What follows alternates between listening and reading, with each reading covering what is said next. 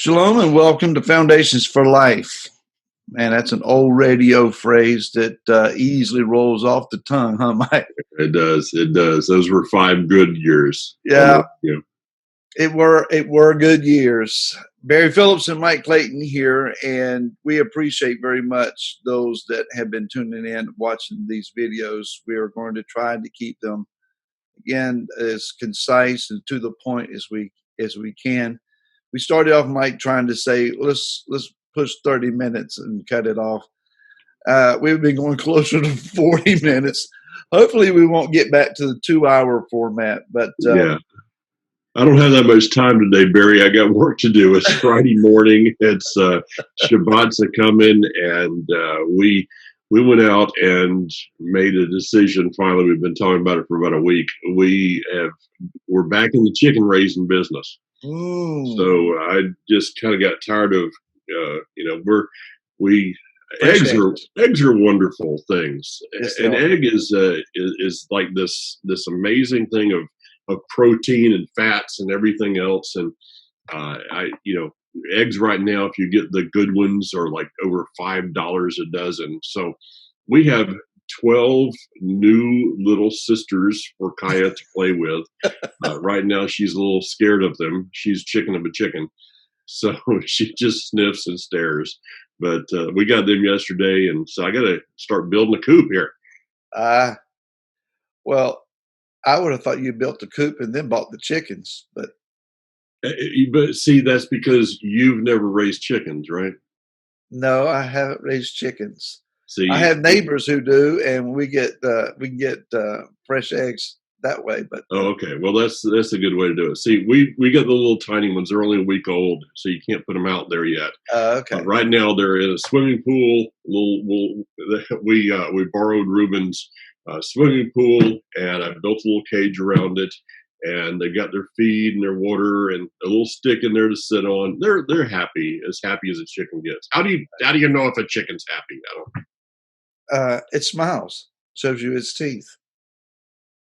Uh-huh. We regress. We're way off subject. So I don't know how theological that was. Maybe there's a kingdom lesson in there. Which came first, the chicken or the egg? The kingdom came first. It was in the original plan. We want to talk this morning a little bit about what a kingdom mindset is, how it should influence our daily thinking, processing, progressing, interpretation of world events that are around us. You were praying just a few moments, Mike, before we came on, and a hearty amen to what you said.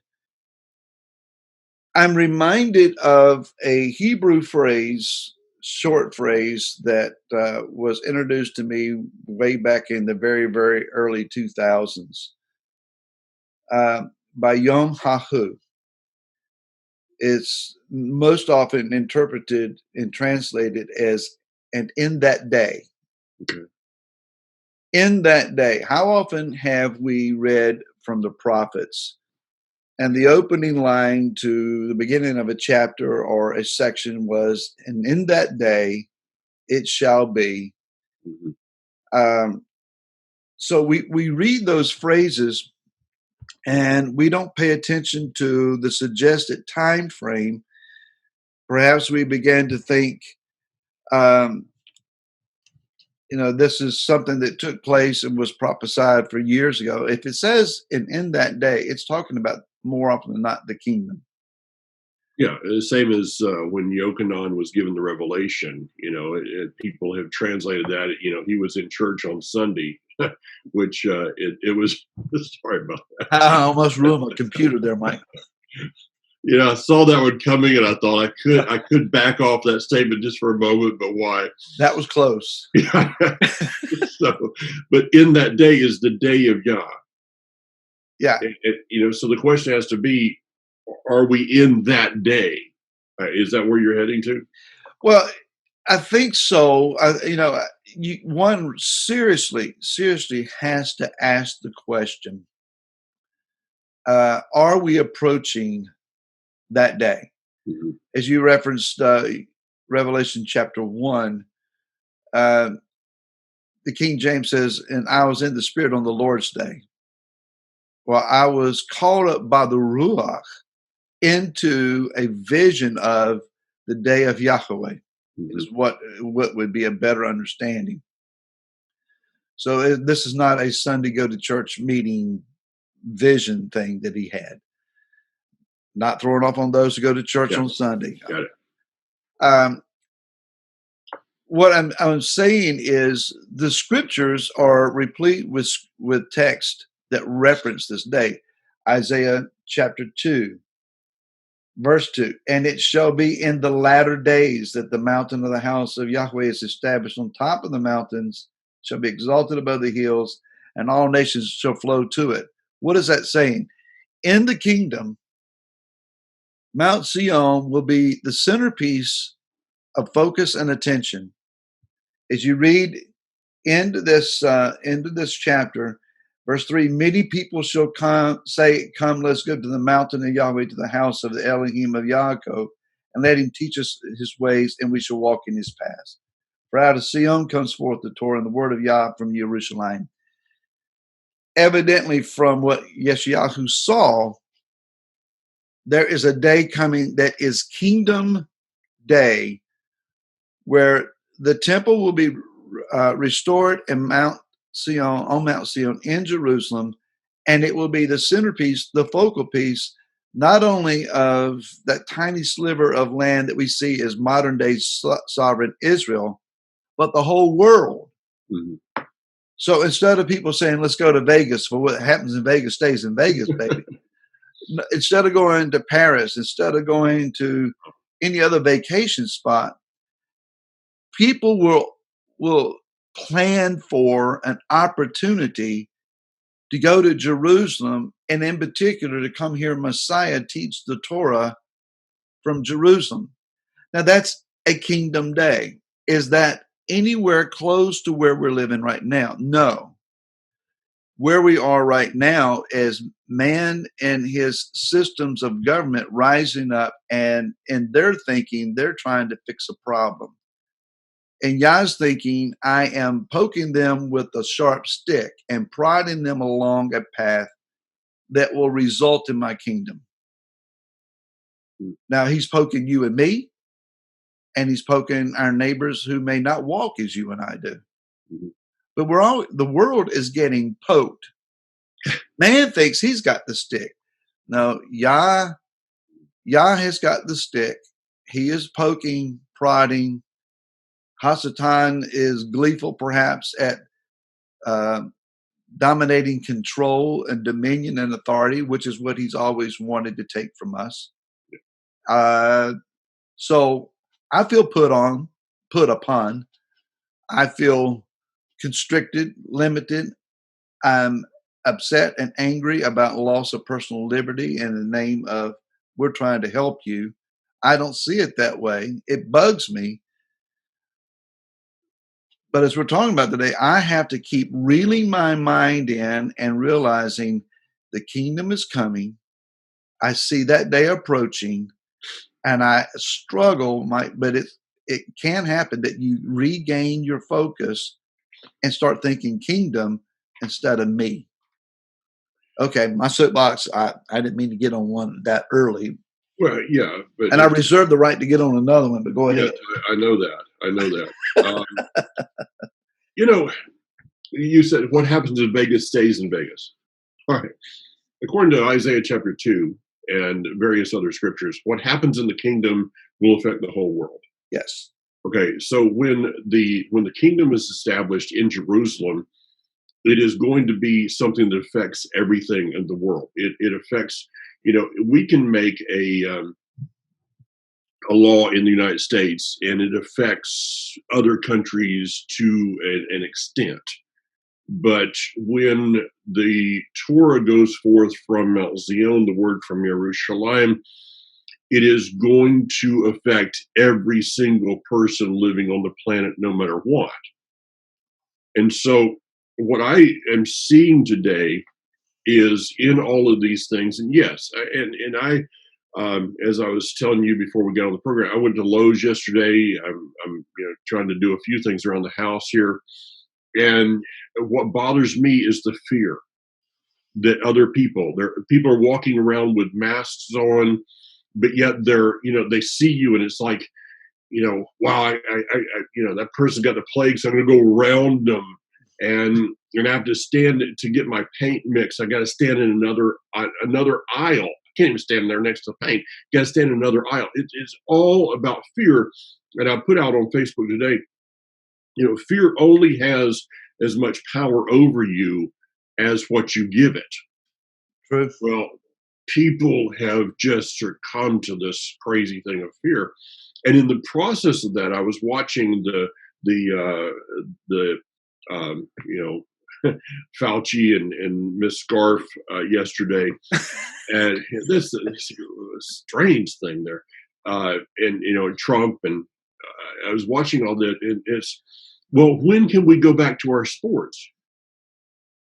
Is that really the whole thing? When can we go back and go to the movie theater? When can we go back to our sports? I can't find it right here fast. I'd have to look at it. But in the book of Romans, it talks about that the gods of this world are named after animals and birds and things like that. Look at the American society. Most teams are named after animals and birds and things like that. Many cars are named the same thing. I think a lot of this that's been going on, Barry, is about the Father is trying to maybe gently at this moment say, examine your gods. Examine them. We just came through the Feast of Unleavened Bread. And 2 days prior to, you're seeing posts of, oh, I can't stand this anymore. I've got to have a hamburger. You should have gone ahead and just gotten one. You should have gone ahead and just gotten one on day one of the Feast of Unleavened Bread. If that's your attitude, that eating matzah for 7 days in obedience with the word is such a burden to you that all you can think about is your hamburger, go ahead and have one, because you've blown it to begin with. So maybe this whole thing is about us coming face to face. I'm talking to me, coming face to face with what is it in this world that I've made a God out of, hopefully with a little g. Okay, you're back to your soapbox. Your soapbox is taller than mine. I'm going to have to build me another level here. I hear what you're saying. I am a big sports fan in some respects. I'm missing the beginning of baseball season. Laura and I enjoy sitting down and watching the ball game. It's kind of fun to sit in the living room and hear your wife hoot and holler and yell at players and holler, that was a strike, he called it a ball, etc.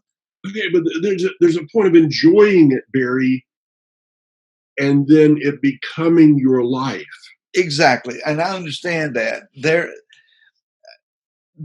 are those that are consumed with it. There are those who are concerned about the loss of income pertaining to it.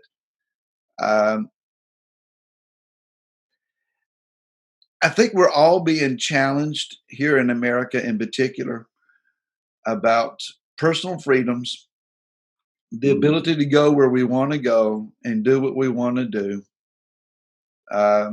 It hasn't stopped me a whole lot. If I need to go somewhere, I've gone. Yeah. My health is strong. My immune system is very strong. I haven't been in contact with anyone who has been sick other than my wife. That was a bronchitis thing, verified as a bronchitis thing, verified it's not the coronavirus, etc. So, I've just not been exposed to it, and I'm not afraid of it. I'm not going to live in fear.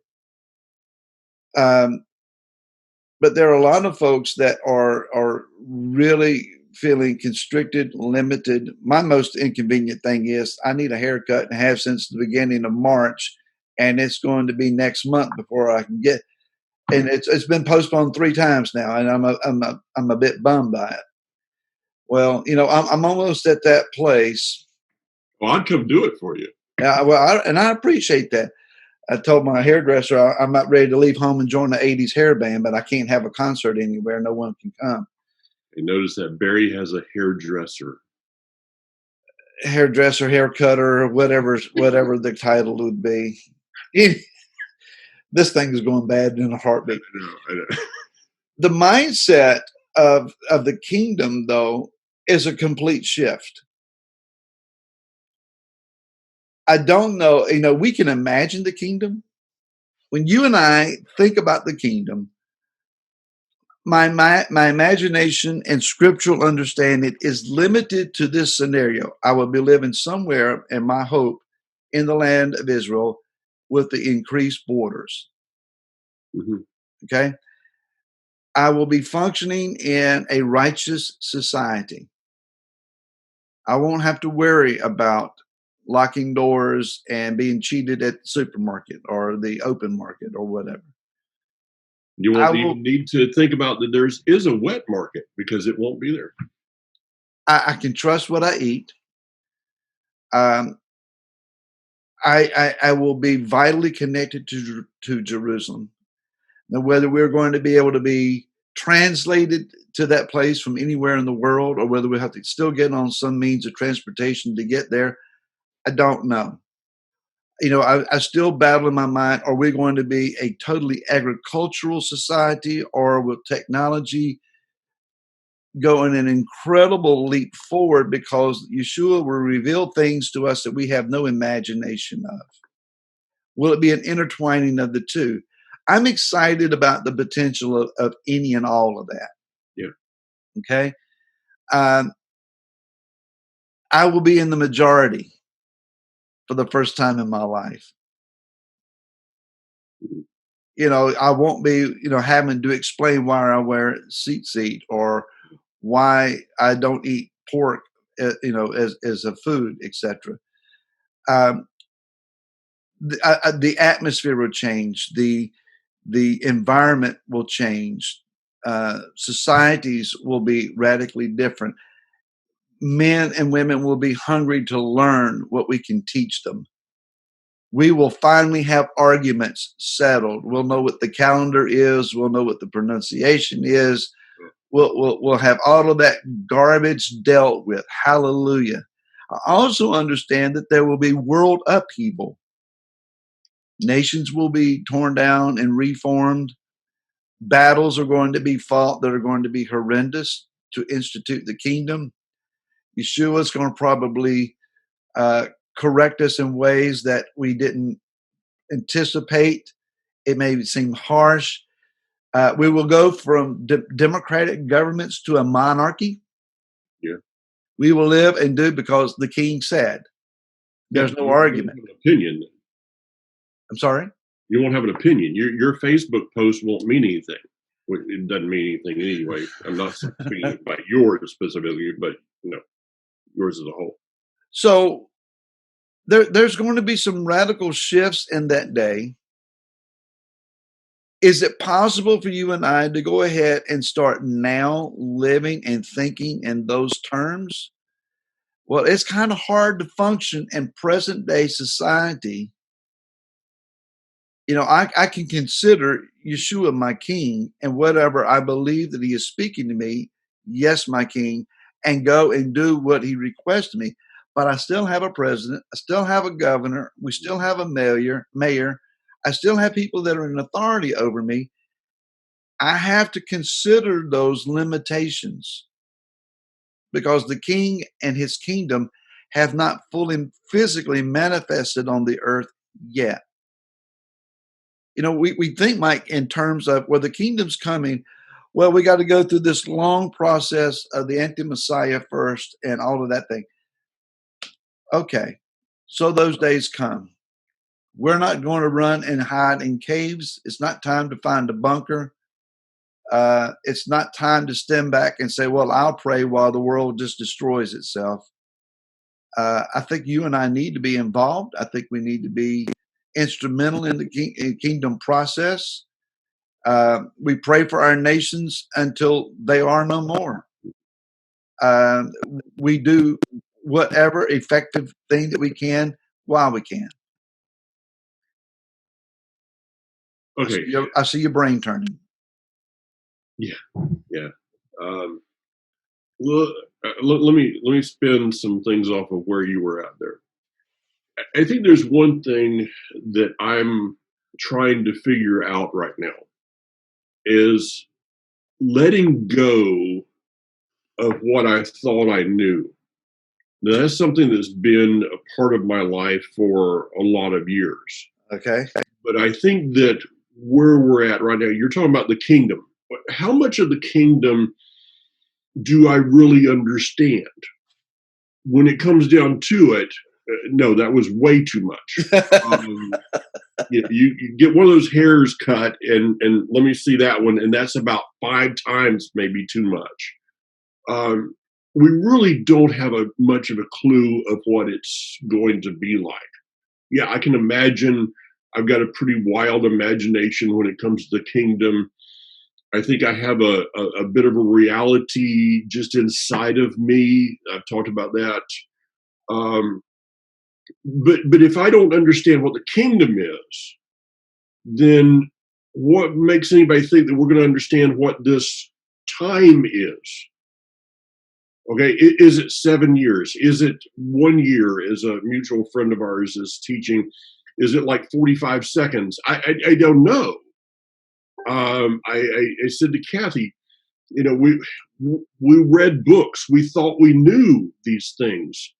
But I saw the other day that Jack Van Impe passed away. And Kathy does a pretty good imitation of Rexella. Anybody that's there. But Jack didn't see this. Oh, Jack. He didn't see this coming. He didn't look at this one. Hal Lindsey didn't see it coming like that. So is the whole thing not about that? Not about us understanding, but about us releasing what is in order to walk in what is. Let me rephrase that one. Yeah, I understand what you're saying, but you may want to clarify. You know what I'm saying. Is it about releasing, letting go of the reality I believe to be in order to walk in the reality that was established before the kingdoms of this world, before the foundations were laid? Okay, I taught in my teaching, my Living Torah, people are talking about the new normal. Normal has not been since Genesis chapter 3.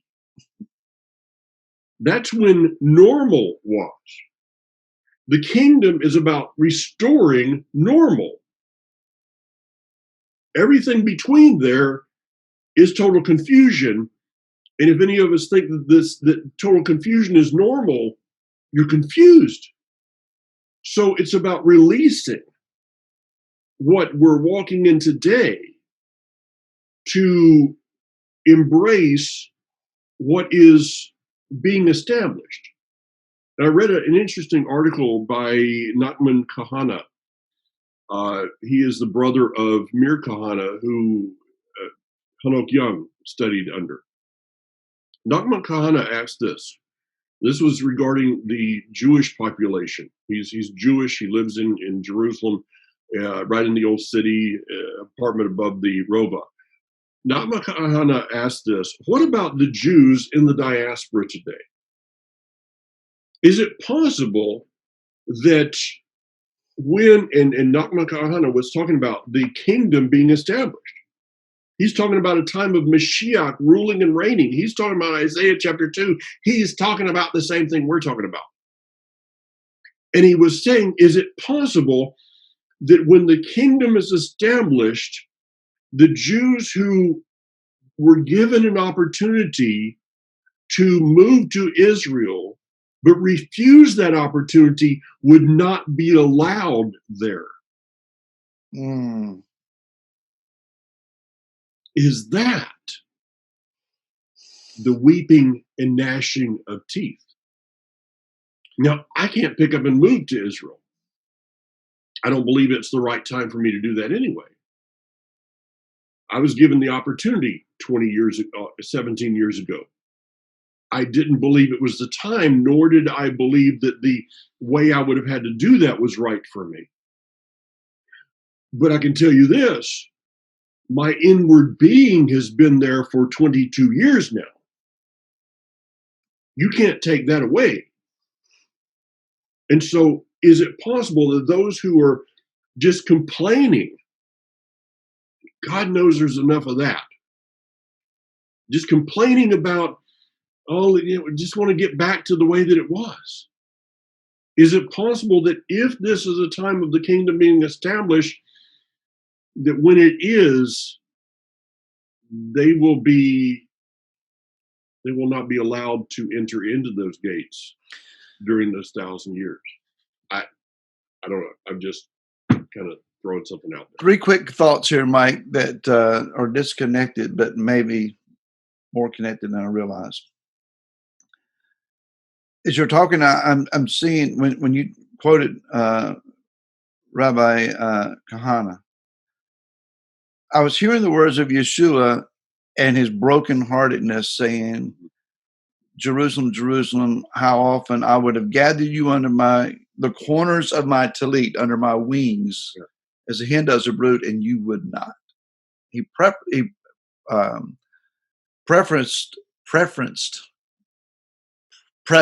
is the word I'm looking for. Prefaced those remarks with, you're the ones who stoned and killed the prophets and those that have been sent to you. In other words, you were given warning, you were given understanding, and you chose to reject the understanding. It's almost as if I'm hearing Yeshua say, I'm offering to you the kingdom, and a kingdom heart, kingdom focus, a kingdom mindset, and you're not willing to receive it. Mm. Okay? I'm also thinking of a child, a toddler that has been subsiding on milk and strained vegetables, which you get in a little jar, what you put in a blender and create for your child.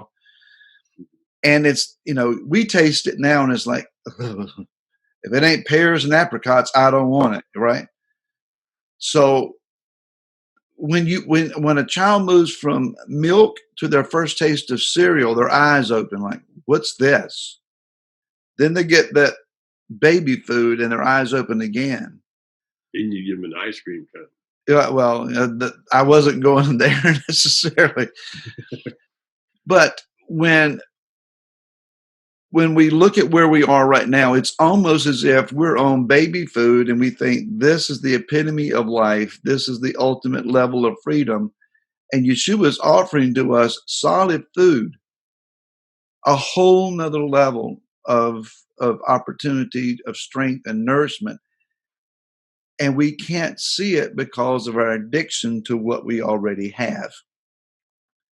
Kingdom level benefit, lifestyle, freedom, liberty exceeds anything the American Constitution can offer us. Oh. Yeah. So we've got to be willing. Man, it pains me to say this.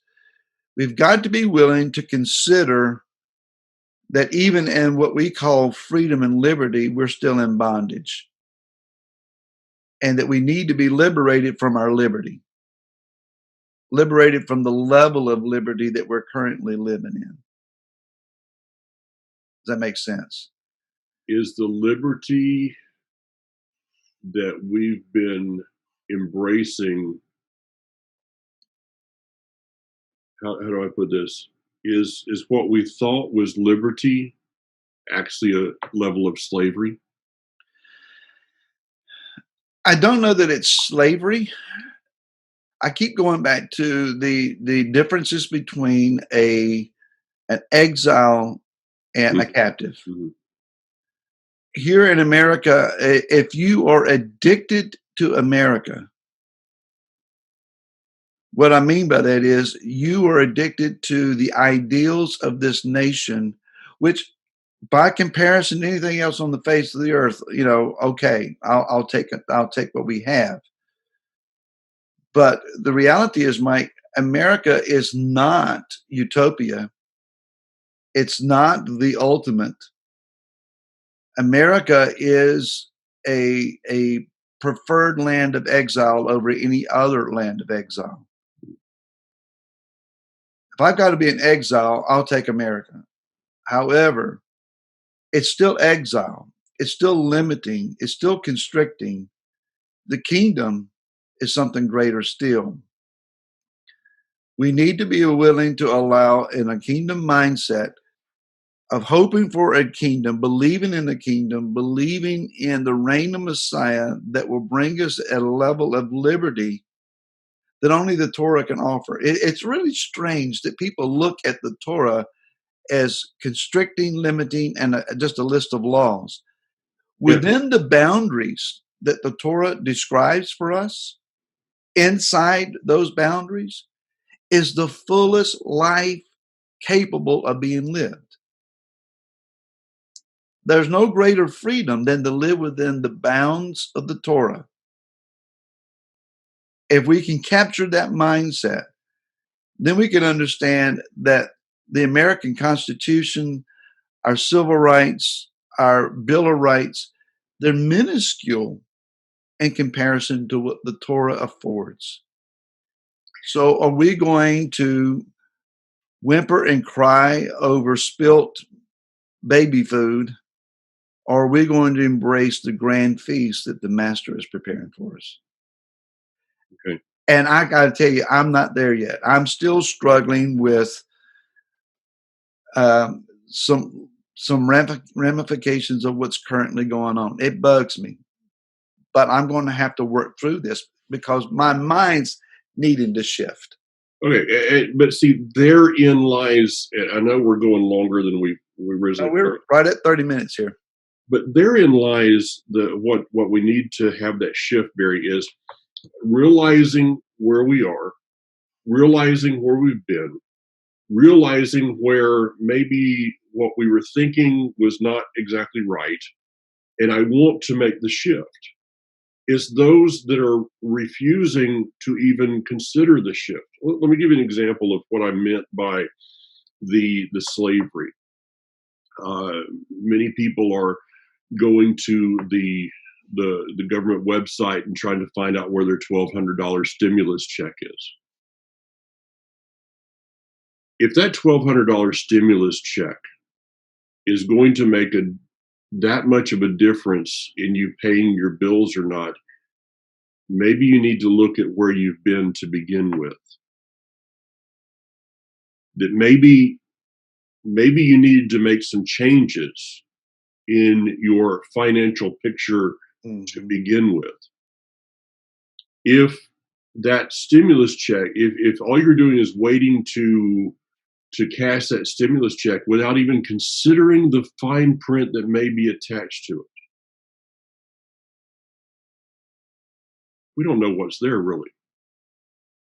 There are people that are going to be, these small business loans that they haven't looked at the fine print. In Egypt, at the end, they sold themselves unto Pharaoh. I see that there's a place in which people are continuing to sell themselves to Pharaoh. What does that really mean in our day? I'm not real sure. But I think that the first step to freedom is admitting what slavery is. The first step to being free is admitting maybe what I thought was freedom really wasn't. And what I thought was bondage really wasn't. You're talking about the life of Torah. Okay, how many people, going back and considering the 7 days of unleavened bread, did you find life in that? or were you yearning for the leaven? That's the question. I can't, I can't answer for everyone. But if you came to the end of unleavened bread and you thought, "Wow, I sure wish it was 8 days instead of 7." I have to confess, I didn't ask for an 8 day. Okay, I didn't either, but I did come to the end of it, and I thought, "Wow, I do. Do I have another box?" Because just reaching that place of enjoying the unleavened bread. Can we reach the place of enjoying the fact that I'm called to not eat bacon? Hallelujah. Yeah, it doesn't appeal anymore because it's no longer a part of me. See, again, I go back to my statement. I think I originally coined it on our program on Hebrew Nation. The Father's not interested as much in changing our behavior, but changing our identity. Because when my identity changes, my behavior changes. Mm. So when I see myself as part of a people called Israel that are walking toward a kingdom, then the constraints, freedoms, holds, influence of constitutional processes don't bother me as much because I know that I've got something, I'm embracing something that is greater than what I have. Agreed. Well, Mike, I don't know that we answered questions as No, much we didn't. today as we started a conversation. Yeah. And to our viewers, thank you for hanging out with us for these moments. I would ask if you have understandings that you have arrived at from Scripture or your imagination, even leave those in the comments about the kingdom. What do you see the kingdom as being? I really like to read that. So after viewing, just jot us a line in the comments and let us know. When I imagine the kingdom, this is what I see, or my favorite kingdom verse is. Yeah. And we'd love to hear those, read those, and have an opportunity to continue the conversation. Shabbat Sounds good. shalom to you, Mike. Hey, you too, Barry. Look forward And to talking to you next week. I look forward to it. Until then, shalom. Shalom.